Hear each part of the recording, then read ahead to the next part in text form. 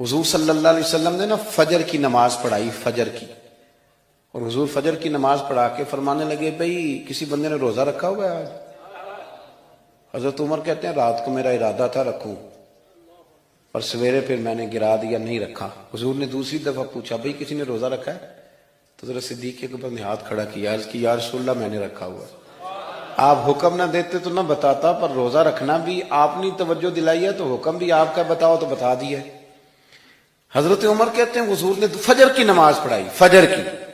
دوسرا سوال پوچھا بھی کسی نے کسی بیمار کی تیمارداری کی ہے؟ تو حضرت عمر کہتے ہیں میں نے فٹافٹ عرض کی یا رسول اللہ ابھی تو نماز فجر پڑھی ہے، تو اب گھر جائیں گے تو تیمارداری کریں گے۔ تو حضور نے فرمایا عمر تو ذرا ٹھہر جانا، جلدی نہ کر، ٹھہر نہ ذرا، روک تو صحیح۔ تو حضرت عمر فاروق رضی اللہ تعالیٰ عنہ فرماتے ہیں میں چپ کر گیا، حضور نے فرمایا بتاؤ بھی کسی نے تیمارداری کی ہے؟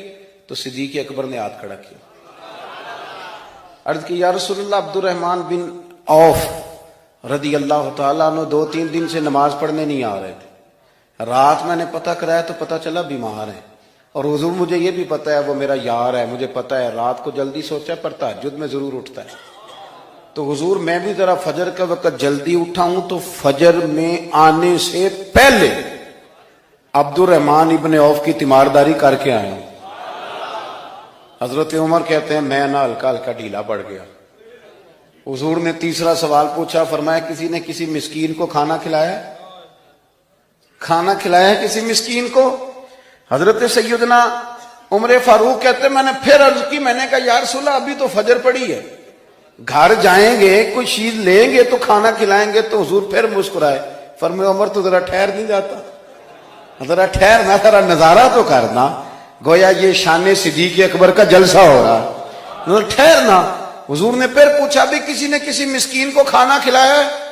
تو حضرت عمر کہتے ہیں لوگ سارے دائیں بائیں دیکھ رہے تھے اور میں چپ کے ابو بکر کو دیکھ رہا تھا، کہ مجھے پتا تھا کہ بولنا اسی نہیں ہے، اور دل میرا کر رہا تھا کہ کہہ دوں دیو جناب جواب، دل میرا کر رہا تھا۔ وہ سمجھ گئے تھے کہ سونا راضی کن کاموں میں ہو، بس یہ نقطہ انہوں نے پا لیا تھا۔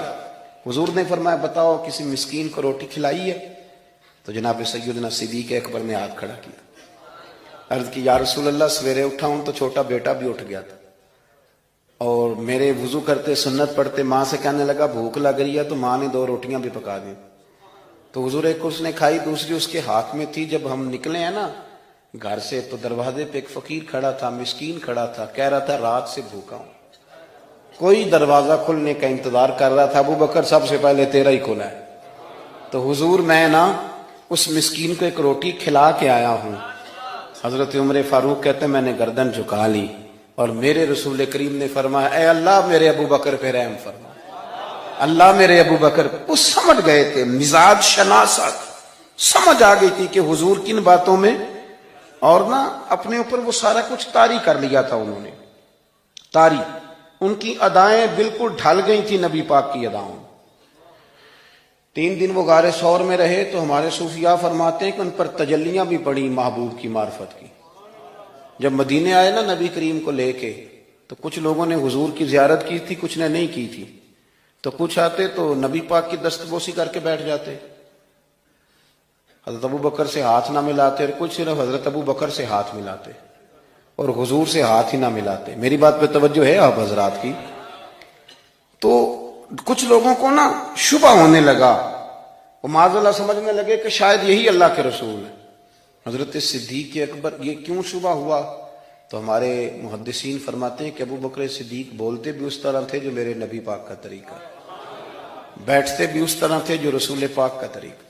کہتے ہیں انہوں نے امامہ باندھا ہوا تھا تو جو امامے کا پیچ حضور کا ڈھیلا رہ گیا تھا ان کا بھی ڈھیلا رہ گیا تھا، اس طرح اپنے آپ کو مزاج میں ڈھالا تھا، تو من شدی من تو شدم، میں اس طرح ڈھالا تھا مزاج میں، اس طرح کہ کوئی فرق ہی نہیں نظر آتا تھا۔ وہ کہتے ہیں جب حضرت ابو بکر صدیق نے دیکھا نا کہ لوگوں کو تو شک ہو رہا ہے، کوئی میرے ساتھ ہاتھ ملا کے بیٹھ جاتے، تو حضرت صدیق اکبر نے کہا کوئی ایسا کام کرنا چاہیے کہ پتہ چلے آقا کون ہے غلام کون ہے۔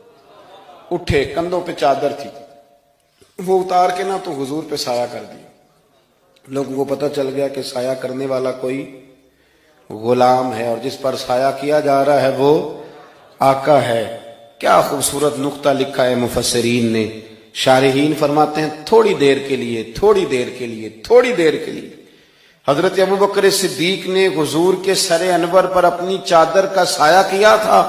اللہ کے رسول نے احسان کا بدلہ یہ دیا، نیکی کا بدلہ یہ دیا کہ قیامت تک ان کی قبر پر اپنے گنبد کا سایہ فرما دیا، قیامت تک گنبد کا سایہ کر دیا ان